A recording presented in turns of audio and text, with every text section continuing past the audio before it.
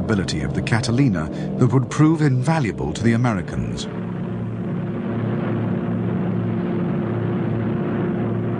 During the battle, Catalinas would also save the lives of many ditched American flyers.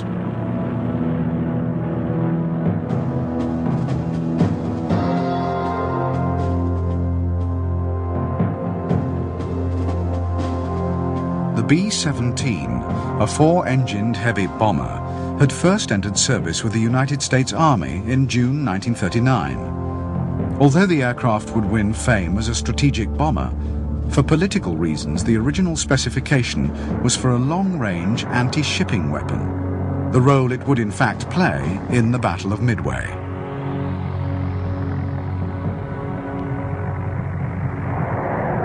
The B-17E fully lived up to its designation as a flying fortress.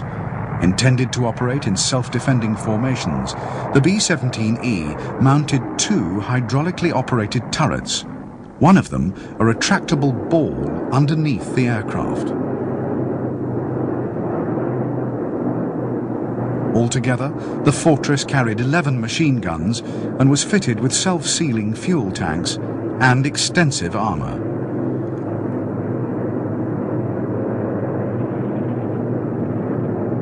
For such a large and powerful aircraft, the B-17 had a low wing loading, and even with heavy combat damage was more likely to get its crew home than any other comparable aircraft. In the Battle of Midway, 19 B-17s of the US Army Air Force would operate against the Japanese. To extend their range, they would carry extra fuel tanks and half their normal bomb load.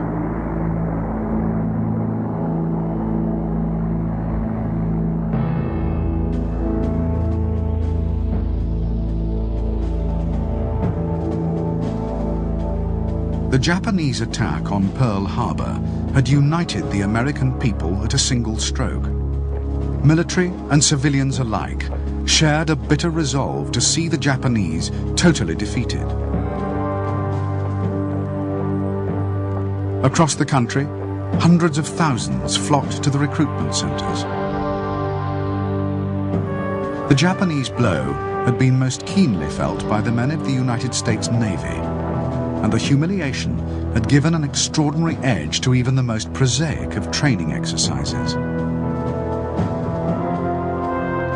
Unlike the Japanese, whose trainee naval pilots were an elite, selected at 14 years of age, the Americans recruited from a much wider segment of the population. In the United States, there were far more suitably educated recruits with the right mental and physical qualities for a carrier pilot. On America's entry into the war, the training schools were easily expanded without any appreciable fall-off in quality. After 3 months of elementary flying instruction, the aspiring naval pilot spent another 3 months in basic Navy training. Periods at 2 more flight schools followed, and only the best were then selected for training as carrier pilots.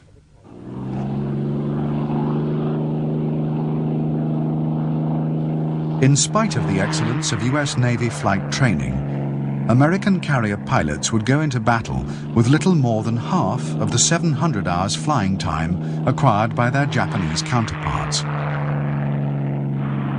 They had also, as yet, seen little combat. Some had taken part in raids on the Gilbert and Marshall Islands, which had been mounted as much for training and morale as for any strategic reasons. But the actions had been minor and had met little serious opposition.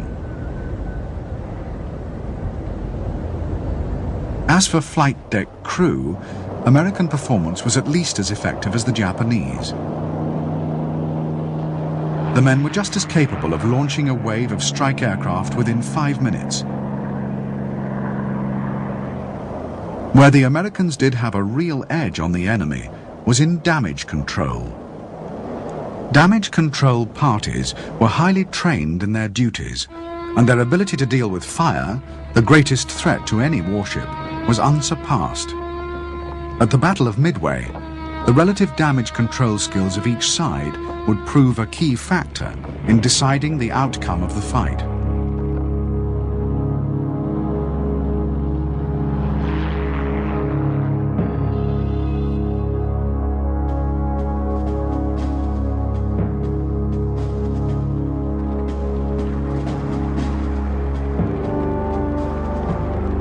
By late April 1942, preparations for the Japanese campaign were well underway. Naval facilities at the port of Rabaul had been greatly expanded, and thousands of troops had been assembled, ready for the conquest of New Guinea and Tulagi.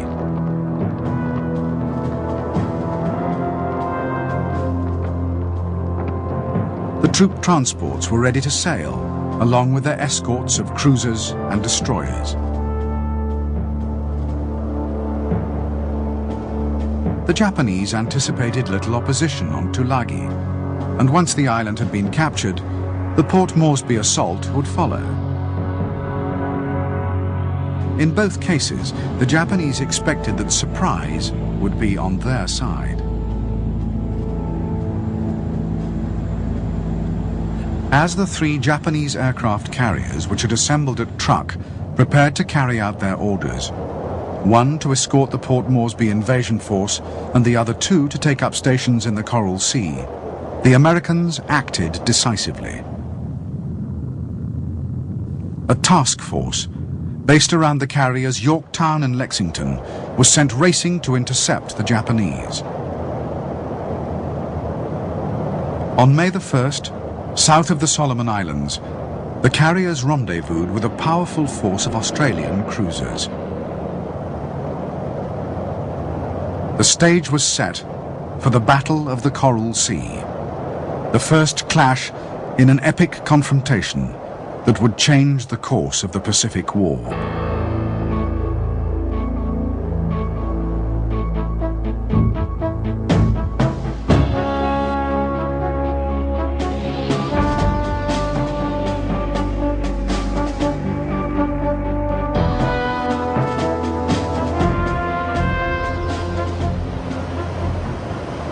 The capture of the island of Tulagi on May the 3rd, 1942, was, as the Japanese expected, simply a matter of dropping anchor and disembarking the troops.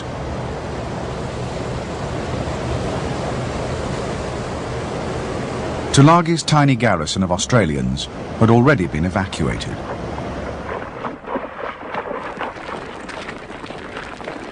The first blow in Japan's great campaign of expansion had apparently gone strictly to plan. What the Japanese did not know was that the American carrier Yorktown, with Admiral Fletcher on board, had been informed of events on Tulagi and was already steaming north. At 7 a.m. on the morning after the Tulagi landings, Yorktown struck. 40 of Fletcher's aircraft were launched against the anchored Japanese fleet and the occupation force.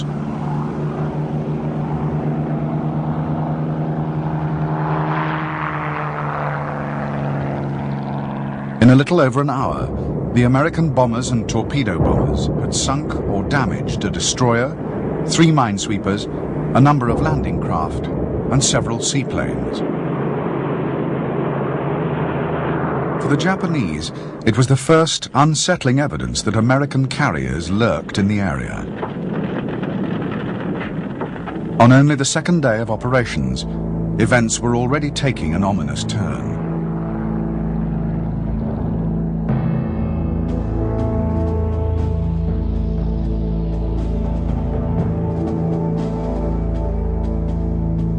By the following day, Yorktown and her escorts had returned to rendezvous with Lexington.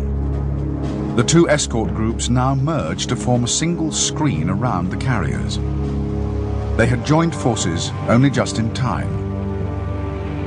The Japanese carriers, Shokaku and Zuikaku, had entered the Coral Sea, and the 2 fleets were just 70 miles apart.